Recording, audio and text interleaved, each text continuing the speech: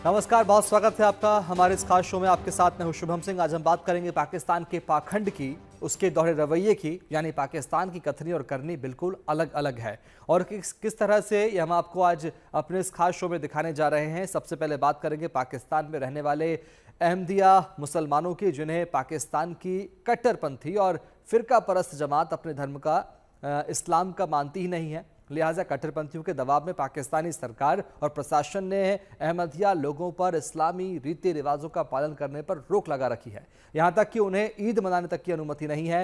वह पाक त्यौहार जो इस्लाम धर्म को मानने वालों को प्रेम, भाईचारे और त्याग का संदेश देता है, उसको मनाने की भी इजाज़त उसी कौम के लोगों को नहीं है जो अपने आप को इस्लाम का झंडा बरदार और लोकतंत्र का पैरोकार करार देता है। देखिए रिपोर्ट, आखिर किस तरह अहमदियों पर पाकिस्तान में जुल्म ढाया जा रहा है। पाकिस्तान के पाखंड की यह रिपोर्ट उसके मुल्तलिक की दुनिया की आंखें खोल देने वाली है।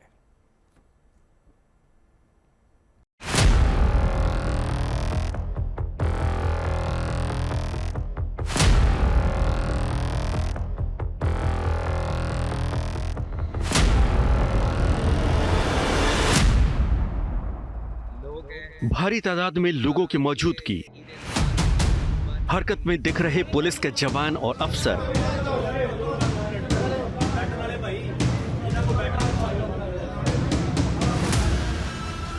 पाकिस्तान की ये तस्वीरें साफ बयां कर रही हैं कि यहां कोई बड़ी घटना हो गई है। हकीकत भी यही है। ये तस्वीरें उस दिन की हैं जब पाकिस्तान के कोने कोने में ईद उल अजहा का त्योहार मनाया जा रहा था। लेकिन पाकिस्तान के पंजाब प्रांत के इन इलाकों में जश्न के बजाय मातम जैसा माहौल दिख रहा है। इसकी वजह यह है कि पाकिस्तान के कट्टरपंथी अपनी ही कौम के कुछ लोगों को, अपने ही धर्म को मानने वाले एक समुदाय के लोगों को उन धार्मिक रीति रिवाजों का पालन करने से रोक रहे हैं जो ईद उल अजहा के पाक मौके पर हर मुसलमान का फर्ज है।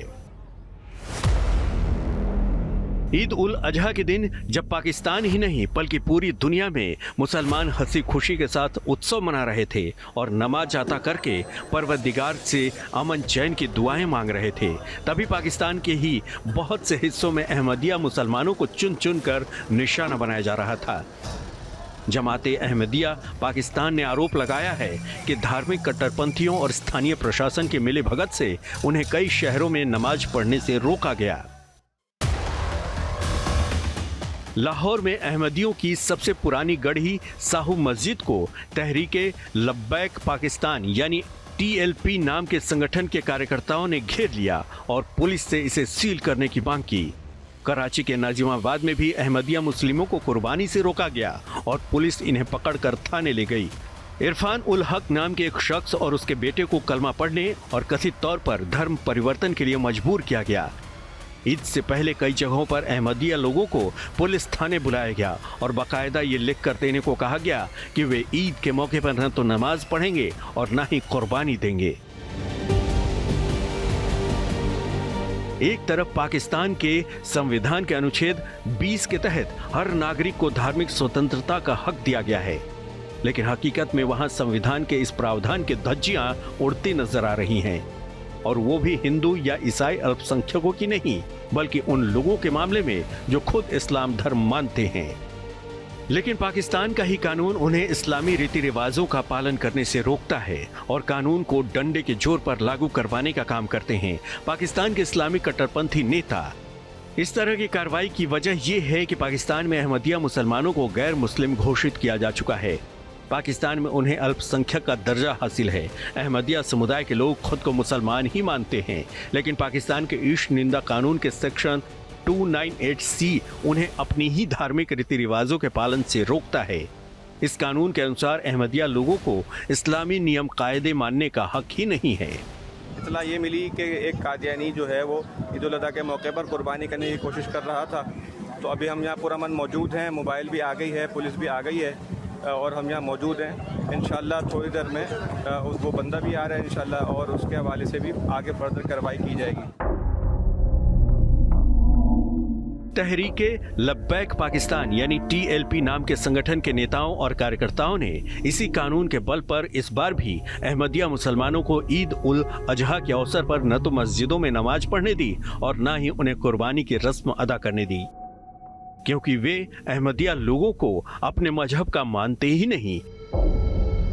आखिर ऐसा क्यों है, ये जानने के लिए ये भी समझना होगा कि आखिर अहमदिया कौन हैं और दूसरे मुसलमानों से किस तरह अलग हैं। अहमदिया संप्रदाय के लोग मिर्जा गुलाम अहमद को अपना पैगंबर मानते हैं, जबकि बाकी मुसलमान पैगंबर मोहम्मद को मानते हैं। मिर्जा गुलाम अहमद ने 1889 में अहमदिया समुदाय की स्थापना की थी। पंजाब में लुधियाना के कादियान गांव में अहमदी आंदोलन के साथ इस संप्रदाय की स्थापना हुई थी। अहमदिया इस्लाम के 73 संप्रदायों में से एक है। ईद उल अजहा कुर्बानी का त्योहार है, ईश्वर के प्रति त्याग, समर्पण और निष्ठा का प्रतीक है। यह त्योहार इस्लाम धर्म को मानने वाले लोगों को अपनी नियत, घमंड, लालच और नफरत की कुर्बानी देने की सीख देता है। लेकिन पाकिस्तान में इस पाक मौके पर अहमदिया लोगों पर अत्याचार तो इस्लाम की मूल भावना के साफ उलट ही है। वो देश जो खुद को इस्लामी राष्ट्र घोषित कर चुका है, वहीं पर इस्लाम को मानने वाले अहमदिया समुदाय के लोगों पर बेइंतहा जुल्म हो रहा है। उन्हें ईद उल अजहा का पवित्र त्योहार मनाने देना भी मुनासिब नहीं समझा जा रहा है। ये पाकिस्तान में जारी फिरका परस्ती का एक ज्वलंत उदाहरण है। सोशल मीडिया पर इसके खिलाफ खूब आवाजें उठ रही हैं, लेकिन कट्टरपंथियों के आगे पाकिस्तान सरकार बेबस है। ये सब इसलिए हुआ है क्योंकि आपने ECB से चेक भी नहीं किया कि आप ईद सेलिब्रेट कर भी सकते हैं या नहीं। ECB, ईद सेंसर बोर्ड, जहां हम आपके ईमान को जज करते हैं और बताते हैं कि आप खुश हो सकते हैं या नहीं। अगर आप वैलिड हैं तो ईद मुबारक, अगर नहीं तो मजाल है कि आपने गोश्त खाया और स्माइल किया।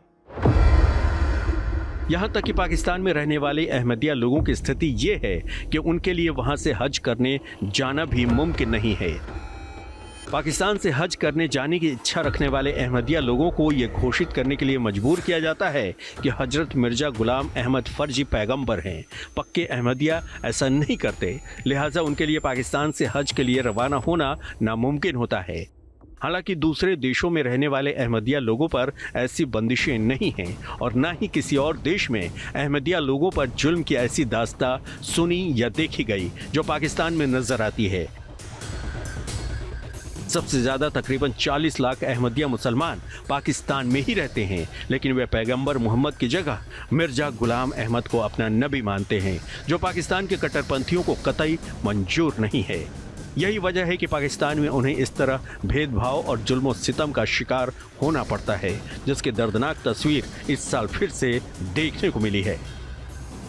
Bureau report, good news today.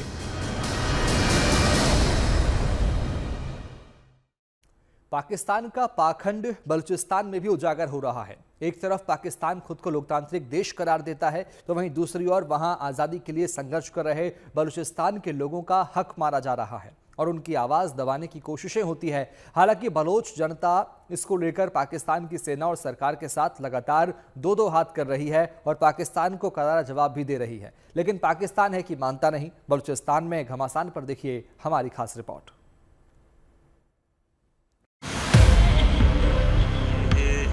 ये देखो ये गाड़ियाँ माड़ियाँ, ये देखो ये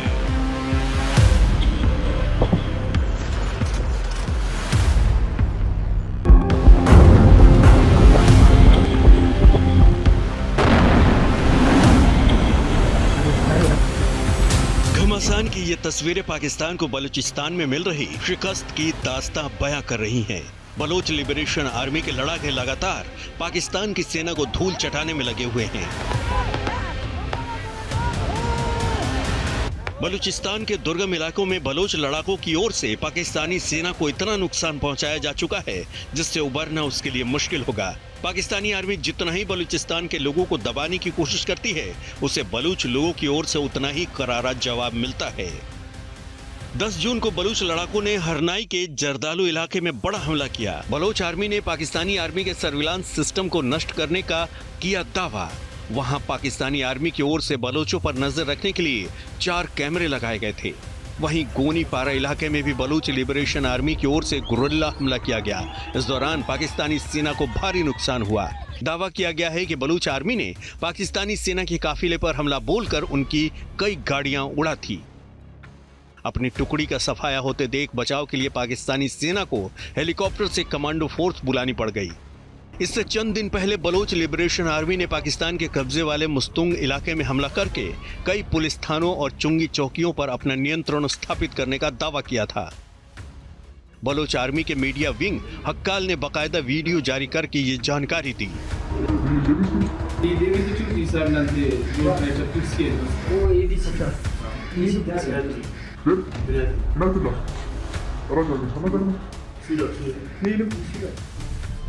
बलूचों ने 30 मई को भी पाकिस्तान के सुराब शहर पर हमला करके वहां कब्जा करने का दावा किया था। बलोच आर्मी की ओर से कहा गया है कि हमले के दौरान बलोच लड़ाकों ने police headquarter, collector office, bank और चुंगी नाकों पर नियंत्रण हासिल कर लिया। साफ है कि बलूचिस्तान के इलाकों में पाकिस्तान की पकड़ ढीली पड़ती जा रही है, लेकिन वो हकीकत को कबूलने को तैयार नहीं है। इतना कुछ हो चुका है, लेकिन पाकिस्तान है कि मानता नहीं। बलोचों को उनका हक देने के बजाय पाकिस्तान की सेना, वहां की खुफिया एजेंसी ISI और वहां की सरकार की ओर से उनके दमन के लिए तरह तरह के हथकंडे अपनाए जा रहे हैं। बलोच लोगों का आरोप है कि बड़े पैमाने पर उनके लोगों को अगवा कर लिया गया है और फिर वो कहां गए उसका पता नहीं।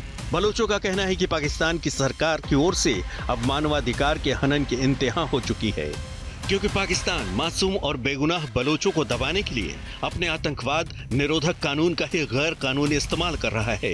इसकी तस्दीक पाकिस्तानी मीडिया में भी की जा रही है। जो पिछला कानून था 1997 का, उसमें भी एक सेक्शन डाला गया था कि हुकूमत को और फौज को, कुछ केसेस में फौज को 90 दिन के लिए किसी शख्स को हिरासत में लिया जा सकता है तहकीकात करने के लिए, लेकिन बड़े स्पेसिफिक से चार्जेस थे, जैसे कि टारगेट किलिंग हो, एक्सटॉर्शन हो, बथा लेना हो किसी से, तो सिक्योरिटी की सिचुएशन हो, तो आपको 90 दिन के लिए हिरासत में लिया जा सकता था। अब उन्होंने क्या किया है, इसमें डाल दिया है हुकूमत, फौज और इंटेलिजेंस एजेंसीज, और आपको अभी सजा नहीं हुई, आपका ट्रायल नहीं हुआ, लेकिन वो आपको 90 दिन के लिए हिरासत में ले सकते हैं, और जो ऑफेंसेस हैं वो भी बढ़ा दिए गए हैं। अब सिक्योरिटी ऑफ द प्रोविंस, सूबे की जो सिक्योरिटी है उसको भी डाल दिया गया है, और बड़ी वेग सी चीजें डाली गई हैं, जैसे फैसिलिटेट टेररिस्ट। अब उसका क्या मतलब है, इसमें समझाने की कोशिश नहीं, उसमें किसी के खिलाफ भी ये इस्तेमाल हो सकता है। पिछला जो कानून था उससे सनसेट क्लॉज था 2 साल का, इसमें उन्होंने डाला है 6 साल का, और उसके बाद कहा है कि ये जो सेक्शन है ये 2 साल के लिए और एक्सटेंड हो सकता है, और कहा गया है कि ये जो लोग हैं जिनको हिरासत में लिया जाएगा, ये डी-रेडिकलाइजेशन सेंटर्स, डिटेंशन सेंटर्स और रिहेबिलिटेशन सेंटर्स में भेजा जाए। आप मिसिंग पर्सन का मसला हल नहीं करना चाहते, आप जो जिम्मेदार हैं उनके खिलाफ कार्रवाई नहीं करना चाहते, उनको सजा नहीं देना चाहते, तो आप लीगलाइज कर रहे हैं मिसिंग पर्सन के केस को। अगर आप लोगों के बुनियादी हकूक उनसे छीनेंगे तो एक सूबे में सिर्फ गुस्सा बढ़ेगा, कम नहीं होगा। जाहिर है पाकिस्तान की करतूतों की वजह से बलूचिस्तान में लोगों का गुस्सा लगातार बढ़ता ही जा रहा है। इसी का ये नतीजा है कि बलूचिस्तान के इलाके में पाकिस्तानी फौज को लगातार बलूच लिबरेशन आर्मी से करारी चोट मिल रही है।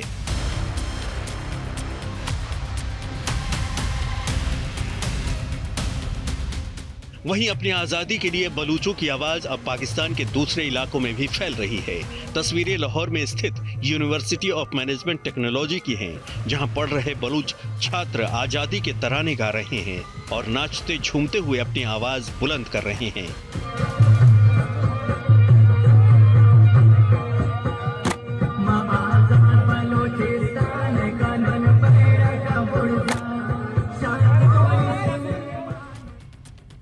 बलूचिस्तान इज नॉट पाकिस्तान का नारा बुलंद करते हुए बलोच पब्लिक पाकिस्तान को यही संदेश दे रही है कि वो सुधर जाए, नहीं तो अंजाम भी बुरा हो सकता है। Bureau report, good news today.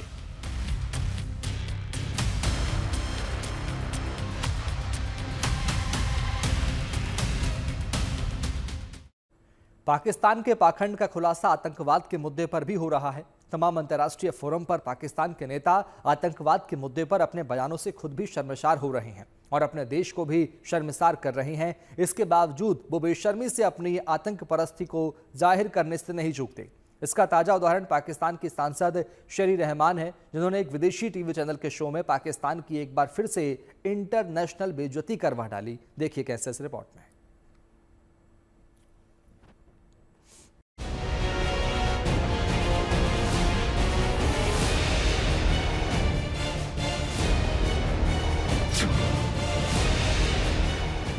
आतंकवाद के मुद्दे पर पाकिस्तान का पाखंड लगातार उजागर हो रहा है। आतंकवादियों को पालने, पोसने और उसे शह देने के लिए पाकिस्तान क्या क्या करता है, ये तो दुनिया देख रही है। कथनी में भी आतंकवाद को लेकर पाकिस्तान का सॉफ्ट कॉर्नर।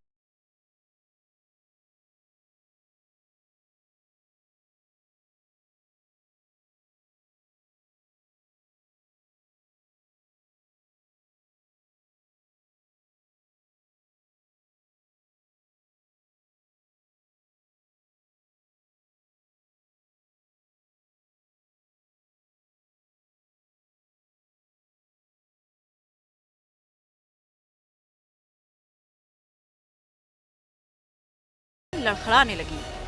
अलकायदा के साथ पाकिस्तानी आतंकियों के गठजोड़ की जानकारी को शेरी रहमान सीधे सीधे झुटलाने में जुट गई। I don't know who told you this, but this is I can produce any number of pages saying all this. Perhaps we should also produce a fact sheet and more than a fact sheet, a digital dossier. Am I asking you, am I going to war every time there is an attack in India? There are 100 insurgencies running in India. Are we responsible for what goes on there? That's what this amounts to. देखा आपने, शेरी रहमान ने कितनी सफाई से, सच्चाई से मुंह मोड़ने की कोशिश की है। दुनिया जानती है कि भारत में आतंकवाद के लिए सिर्फ और सिर्फ पाकिस्तान ही जिम्मेदार है, लेकिन शेरी रहमान को इससे कोई इत्तेफाक नहीं। शेरी रहमान से सवाल उस ब्रिगेड 313 के बारे में किया गया था, जो पाकिस्तान से संचालित होती है। ब्रिगेड 313 कई आतंकी गुटों का अम्ब्रेला ऑर्गेनाइजेशन है, जिनका हाथ भारत में आतंकवादी हमलों में रहा है। इसमें लश्कर-ए-तहरीर और अल जिहाद जैसे आतंकी गुट भी शामिल हैं। इसमें कोई शक नहीं कि पहलगाम हमले के बाद भारत ने ऑपरेशन सिंदूर के तहत पाकिस्तान में आतंकी ठिकानों पर जिस तरह कार्रवाई की, उससे पाकिस्तान तिलमिलाया हुआ है। भारत की ओर से पहले 2016 और 2019 में भी पाकिस्तान में आतंकी ठिकानों पर सर्जिकल स्ट्राइक की गई थी। अभी भी भारत साफ कह चुका है कि ऑपरेशन सिंदूर बंद नहीं हुआ है। अगर पाकिस्तान आतंकवाद को रोकने से बाज नहीं आया, तो भविष्य में भी ऐसे हमलों की चेतावनी दी गई है। भारत के विदेश मंत्री एस जयशंकर ने ब्रुसेल्स में पाकिस्तान पर तीखा हमला करते हुए उसे टेररिस्तान करार दिया। उन्होंने कहा कि भारत और पाकिस्तान के बीच आतंकवाद के अलावा कोई और मुद्दा नहीं है। I'd like you to understand, this is not a conflict between two states per se. This is actually a response to the threat and to the practice of terrorism. So I would urge you to make it, don't think of it as India, Pakistan, think of it as India, Terroristan. You will then appreciate it. विदेश मंत्री S Jaishankar ने इससे पहले एक अमेरिकी news website से बातचीत में भी आगाह किया, अगर भविष्य में फिर से पहलगाम जैसा हमला हुआ तो भारत की प्रक्रिया और भी कठोर होगी।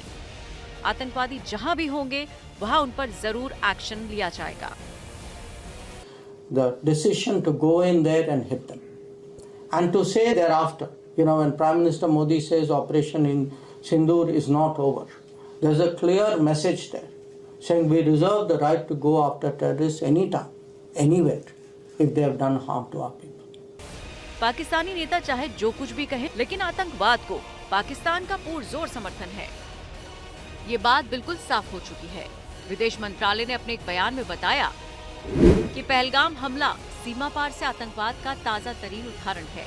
26/11 के मास्टरमाइंड पाकिस्तानी नागरिक तहवूर राणा को भारत लाया जा चुका है।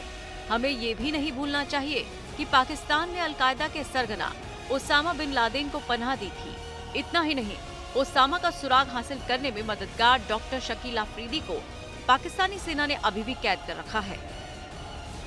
इन तथ्यों से स्पष्ट है कि पाकिस्तान हमेशा आतंकवाद को बढ़ावा देता रहा है।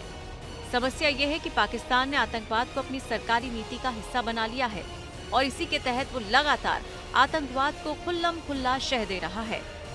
पाकिस्तान के नेता बड़ी बेशर्मी से कबूल भी करते रहे हैं। लिहाजा इस पर भारत के माकूल एक्शन को दुनिया के देशों का समर्थन मिलना लाजमी है।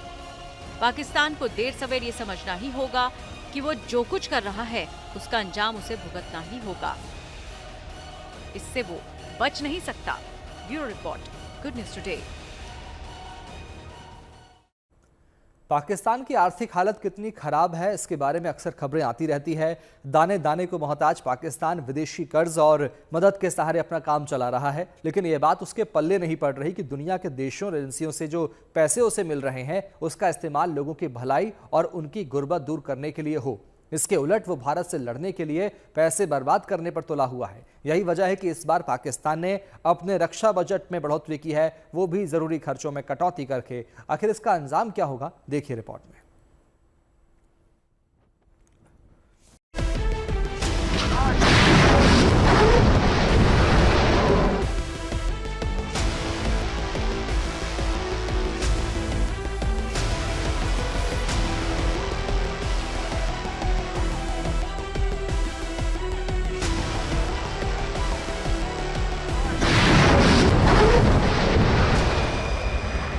भारत के ऑपरेशन सिंदूर के बाद पाकिस्तान बेहद डरा हुआ है।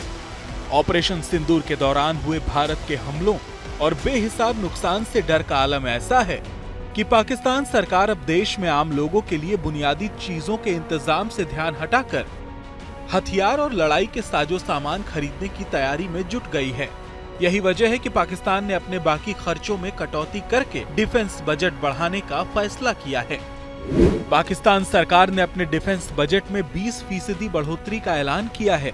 पाकिस्तान सरकार ने वित्त वर्ष 2026 में रक्षा संबंधी खर्च के लिए बजट में 2.55 ट्रिलियन रुपए यानी करीब 9 अरब डॉलर का प्रावधान किया है। इस महीने खत्म हो रहे वित्तीय वर्ष में पाकिस्तान का रक्षा बजट 2.12 ट्रिलियन रुपए था। पाकिस्तान के रक्षा बजट में बढ़ोतरी ऐसे समय में की गई है जब देश की माली हालत बेहद खराब है। वहां की आम जनता महंगाई से परेशान है। पाकिस्तान का कर्ज रिकॉर्ड स्तर पर पहुंच चुका है। वह IMF से लेकर चीन, सऊदी अरब और दूसरे देशों के सामने कर्ज और मदद के लिए हाथ फैला रहा है, लेकिन आम जनता की हालत सुधारने के बजाय विदेशी मदद से मिलने वाली रकम को सेना और हथियारों पर लुटाने के लिए तैयार है। इस बात की तस्दीक इस तथ्य से होती है कि रक्षा बजट बढ़ाने के लिए पाकिस्तान ने बजट में बाकी खर्चों में कटौती कर दी है। पाकिस्तान ने बजट में कुल खर्च में 7% की कमी करने का ऐलान किया है। खर्चे घटाकर बजट को 17.57 ट्रिलियन रुपए यानी 62 बिलियन डॉलर कर दिया गया है। पाकिस्तान के बजट में ये बदलाव ऐसे समय में किया गया है जबकि वह अंतर्राष्ट्रीय मुद्रा कोष के सहारे अपना खर्च चलाने को मजबूर है। पाकिस्तान के आर्थिक सर्वे की रिपोर्ट के अनुसार पाकिस्तान का कुल कर्ज वहां की मुद्रा में रिकॉर्ड 76,000 अरब रुपए से ज्यादा हो गया है। इसमें 51,518 अरब रुपए का घरेलू कर्ज है, जबकि 24,489 अरब रुपए का विदेशी कर्ज है। 4 साल में पाकिस्तान का कर्ज 2 गुना हो चुका है। पिछले 10 साल में पाकिस्तान का कर्ज 5 गुना बढ़ा है। हाल ही में पाकिस्तान को IMF से 1 अरब डॉलर से ज्यादा की सहायता मिली है, लेकिन कर्ज के बोझ तले दबे पाकिस्तान ने आम लोगों की भलाई के लिए कदम उठाने के बजाय अपने रक्षा बजट में जिस तरह बढ़ोतरी की है, उससे साफ है कि पाकिस्तान सरकार की प्राथमिकता पब्लिक के लिए बेहतर स्वास्थ्य, शिक्षा और बुनियादी सुविधाओं की व्यवस्था करना नहीं है, बल्कि विनाश के साजो सामान जुगाड़ने पर उसका ज्यादा ध्यान है। हालांकि ये कहना मुमकिन नहीं है कि रक्षा बजट बढ़ाने से पाकिस्तान की ताकत बढ़ ही जाएगी, क्योंकि हकीकत ये भी है कि पाकिस्तान के मुकाबले न केवल भारत का रक्षा बजट कई गुना ज्यादा है, बल्कि रक्षा क्षेत्र में भारत की आत्मनिर्भरता में भी बढ़ोतरी हो रही है, जिससे विदेशी हथियारों की जरूरत घटेगी और देश का पैसा बाहर नहीं जाएगा।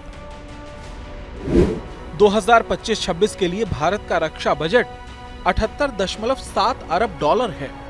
रक्षा प्रौद्योगिकी और तकनीक के मामले में भारत लगातार आगे बढ़ रहा है।